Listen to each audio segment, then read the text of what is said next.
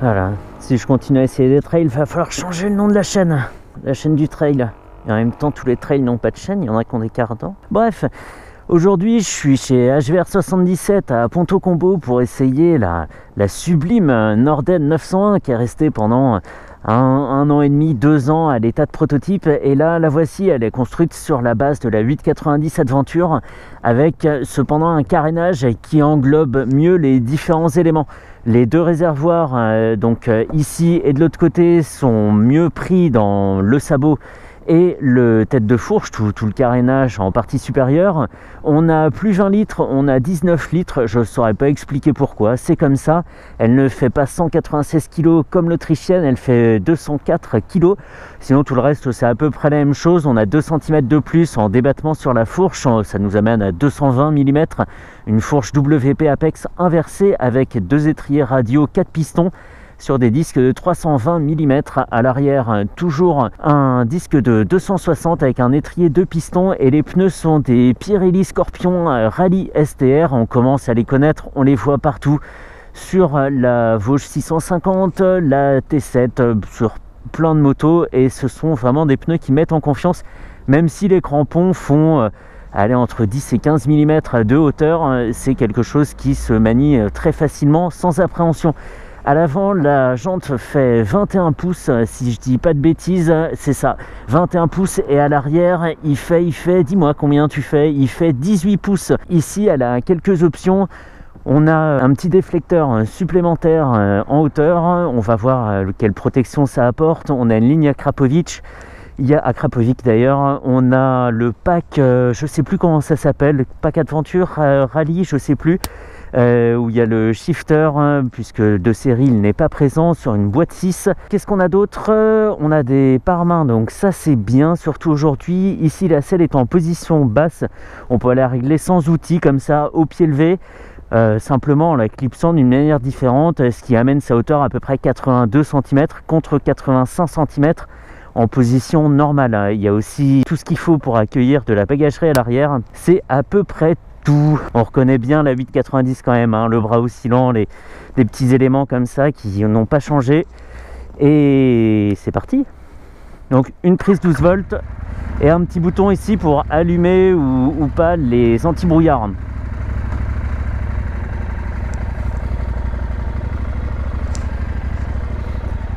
Il n'est pas prévu qu'il y ait de la pluie avant les 15 prochaines minutes. Donc on va essayer de se dépêcher, je passe vraiment entre 2 averses sur une route qui est déjà bien détrempée mais pas glissante, donc ça devrait aller.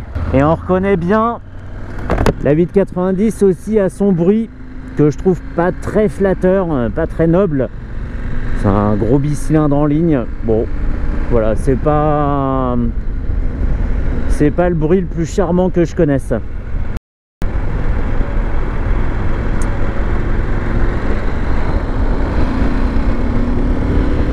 Voilà, surtout quand il monte dans les tours, même dès 4000 tours, le bruit est un peu désagréable.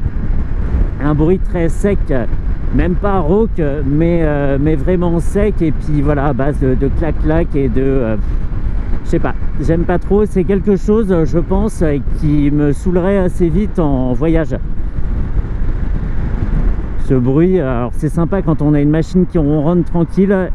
Et là on est sur un bruit un peu envahissant et surtout même pas quand on est haut en régime, donc assez souvent dans son utilisation en fait. Si c'est dès 4000 tours, c'est quand même pas des régimes extrêmes, donc un petit peu dommage quoi. Je veux bien sur une machine d'il y a 5 ou 10 ans, mais là maintenant on arrive à faire tout ce qu'on veut à la fois avec les échappements et l'équilibrage des moteurs, donc bon. Allez, on va pas trop s'apesantir là-dessus. On a le régulateur de vitesse, les poignées chauffantes. Et je ne l'ai pas dit, elle coûte 14 750 €, soit 750 € de plus que la 890 Adventure en 2022, puisqu'il y a une petite augmentation du tarif au passage de la nouvelle année. On est à un tarif légèrement supérieur, mais pour une machine qui fait mieux fini, moins assemblage de diverses pièces. Voilà, sur la 890, les réservoirs ressortent énormément et puis après il y a le phare qui se détache, un petit bout de carénage par-ci, etc. Donc des éléments un petit peu plus disparates, alors qu'ici tout se tient bien, tout est voilà, englobé, tout fait partie d'un tout, d'une globalité, et c'est plus joli à l'œil. Je préfère nettement la 901 dans sa présentation, même si c'est des éléments connus, hein. C'est absolument pas choquant qu'on ait repris le phare de la Wittpillen par exemple, Wittpillen, Svartpillen. Tout est bien intégré, tout est bien réemployé, et tout ça est très correctement assemblé. C'est aussi pour ça que j'aime pas notamment la 1250 GS, parce qu'elle manque d'harmonie dans sa présentation. Voilà, et puisqu'on parle du tarif, on va en profiter pour aborder tout de suite les tarifs d'assurance qui sont assez voisins de sa cousine autrichienne, hein, puisque c'est la même base, il n'y a pas de raison que les tarifs soient si différents. On regarde ça tout de suite et je vous reprends tout de suite après.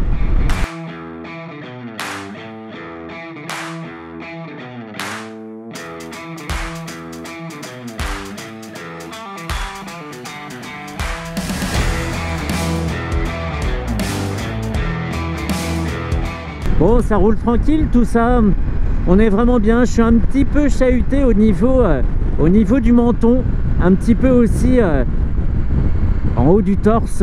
La tête secoue pas des masses, on n'a pas de bruit infernaux dans le casque, donc ça c'est pas mal. Par contre, il y a un petit remous, peut-être un petit peu plus que sur la 890. Après, il aurait fallu évidemment l'essayer exactement le même jour pour avoir les conditions météo similaires.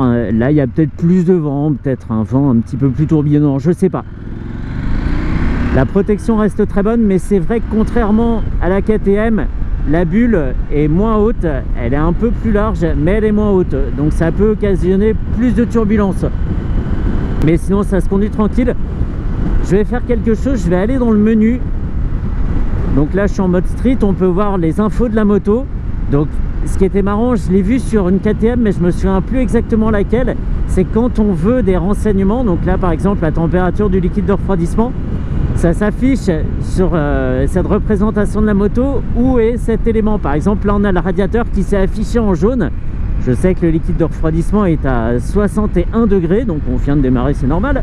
Et si j'allais faire un tour dans cette grosse piscine de boue là, allez hop! Non, je plaisante, j'ai pas prévu d'appeler l'hélicoptère des secours aujourd'hui. Là, j'ai un voltmètre, donc la batterie, on a 15 volts à peu près, ce qui est normal en ordre de marche. L'autonomie, on a tout le bloc du réservoir qui s'est symbolisé en jaune, c'est très bien présenté. On a à peu près une moitié de plein, on est à 140 km d'autonomie. Un trip, enfin un totaliseur, la distance avant la prochaine révision, la version du logiciel, ça c'est pas hyper important.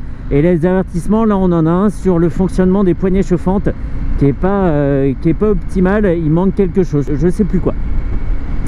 Bref, et on peut aussi, si on clique sur le bas, choisir son affichage. Là on est sur un affichage standard. On a toutes les informations de la moto dans la partie gauche, et dans la partie droite, on a des infos qu'on a mis en favori. Là, on a l'affichage sans favori, et ici, on a l'affichage réduit. Alors, c'est bien parce que j'ai pas réussi. Oui, 7. Comment on fait? Je veux dire que je le veux, moi, l'affichage réduit. Non, ça c'est appel de phare. Tac, tac, et tac. Non. On revient. Ah bah voilà, alors là pour être réduit, c'est bien, on va au minimum. Un contour sur toute la partie supérieure en arc de cercle, l'indicateur de rapport engagé, un point, c'est tout. Voilà, c'est tout. Donc c'est pas mal, hein, ça aide à se concentrer, et puis quelque part quand on roule, on n'a pas besoin de grand chose de plus. Si j'active le régulateur, là j'ai mis ma vitesse, donc c'est bon, hein, je suis sans les mains. Et après je la règle, ça monte de km/h en km/h, et si je reste appuyé, ça monte de 5 en 5. On va se calmer un petit peu s'il te plaît. Donc voilà, on est tranquille, il est activé. La moto a un très bon équilibre, même là avec une moitié de plein, elle ne bouge pas. On a une sorte de vent de face un peu latéral, et la moto est très stable, rien à dire. Sur la prise en main, on est bien. On a des jolis rétros ronds, et ça c'est parfait. En même temps, c'est tout à fait logique puisque c'est qu'un rappel des autres formes présentes sur la moto, hein, phare, anti-brouillard, etc. Et c'est bien plus joli que chez KTM où on adore les formes géométriques étranges. Ah, ce rond-point, j'aime ce rond-point. Donc nickel, même si le moteur est bruyant, il ne vibre pas beaucoup, hein. Je ne l'ai pas dit quand j'étais sur autoroute, mais il est quand même discret, il n'y a pas de vibration gênante. Ça, pour enchaîner les kilomètres, ça sera un bon critère.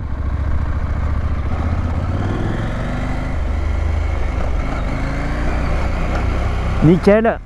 En off-road urbain, oui, c'est un nouveau terme. Off-road urbain, on est bien parce que vraiment on n'est pas penché en avant, notre corps est tout droit, les genoux sont dans le prolongement des pieds ou inversement, et on pince très bien la moto pile à l'endroit où elle est la plus fine. Donc ça, c'est parfait. Avec les genoux légèrement en appui sur le devant de la selle, sur cette partie matelassée où on ne s'assoit pas, mais par contre qui reçoit volontiers les genoux du pilote off-road. Donc ça, c'est pas mal. Et les cale-pieds sont très larges. On n'est pas en appui, voilà, avec la chaussure pliée comme ça en avant. C'est un petit peu dur à expliquer, mais on a une vraie plateforme qui sert bien à se reposer dans cette position. Et même moi qui suis pas un pilote tout-terrain, qui n'a pas l'habitude d'être debout sur la moto, là le fait est que je le fais même à une main sans y penser, en continuant à discuter. Donc ça prouve que là, ça a été parfaitement étudié pour cette configuration de conduite. Calme-toi mon petit, calme-toi.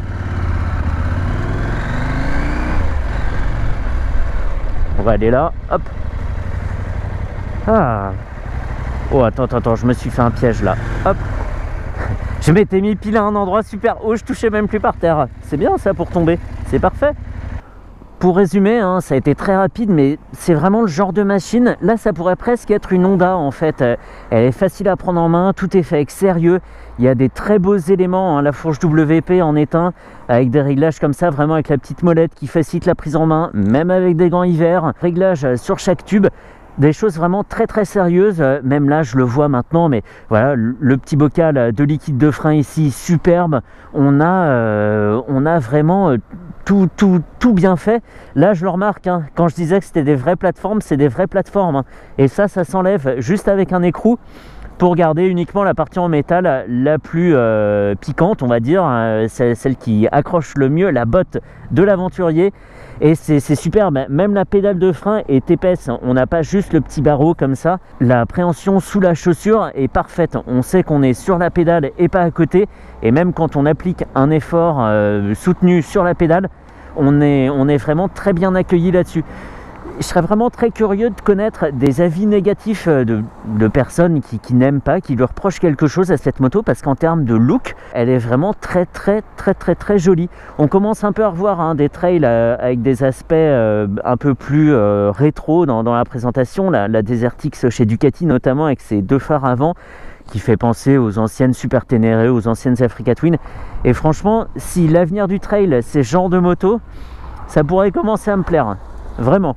Vraiment. Et le TFT, j'en ai pas parlé, mais je préfère sa présentation. Voilà, un petit logo Husqvarna au démarrage, nickel. Je préfère sa présentation plutôt que la présentation de la KTM. La KTM, c'est toujours très technique, il y a évidemment beaucoup de orange, puisque c'est l'identité visuelle de la marque. Mais je trouve ça, il y a beaucoup d'infos, ça c'est vrai que c'est cool, mais en présentation, je trouve ça un peu triste finalement. C'est très technique. Là, je dis pas que c'est super la joie non plus, mais il y a beaucoup de contrastes, des éléments qui sont bien affichés, bien hiérarchisés, avec des petites polices sympas. Moi, je suis sensible à ce genre de choses. Je trouve que maintenant, avec les TFT, ça serait dommage de se priver de faire des choses originales. Ceux qui y arrivent évidemment très bien, c'est Triumph. Mamma mia, leur TFT, ah là là. Et Harley commence à le faire, hein, les petits TFT ronds, les choses comme ça, superbe. Je me souviens plus où je vais, j'ai voulu improviser, je crois que c'est tout au bout à droite. Oh, je sais plus. Bref, de toute façon, je crois qu'on peut en rester là. Moi, je vais continuer mon petit tour tranquille, je vais aller donner un peu d'essence à la machine, et puis on peut en rester là. Pour résumer, je préfère celle-ci parce que même si mécaniquement c'est la même et que le bruit est pas agréable à l'oreille, on est dans un autre univers. C'est moins l'aventure extrême que sur la KTM, avec tous ces éléments techniques, voilà, des petits bouts de carrosserie, des choses comme ça. Ici, on est sur un produit un peu plus joli. Il y a des calcos, il y a de la peinture mat, voilà, des parties laquées, des choses comme ça. Mais quelque part, je pense que ça correspond à plus de monde. On va dire que c'est un design un peu plus consensuel, mais pas inintéressant. On n'est pas sur un produit fade qu'on a voulu vendre au plus de personnes possible. Il y a quand même plusieurs parties prix esthétiques et je pense qu'elle va plaire. Je serais très curieux vraiment de connaître la répartition des ventes entre celle-ci et sa cousine chez KTM. Ça serait très intéressant à savoir.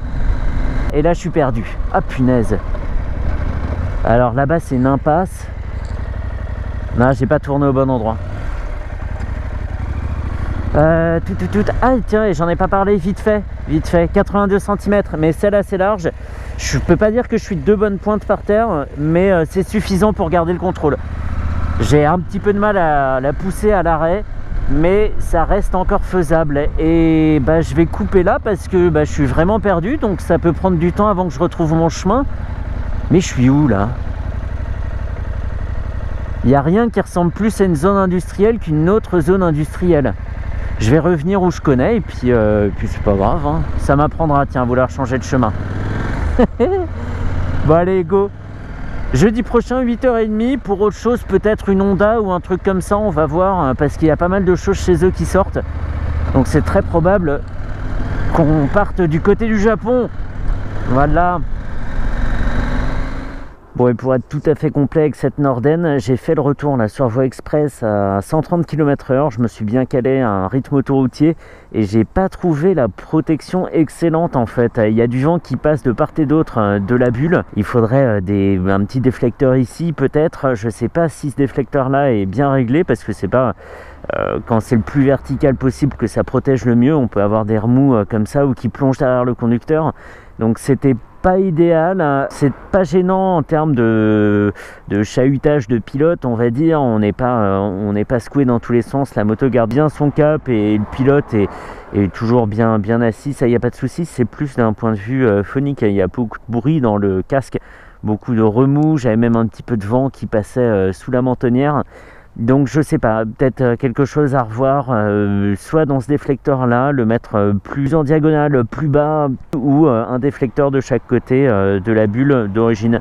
Je sais vraiment pas, mais moi j'attendais une meilleure protection de la part d'un trail qui surtout ici a des très bonnes capacités à voyager.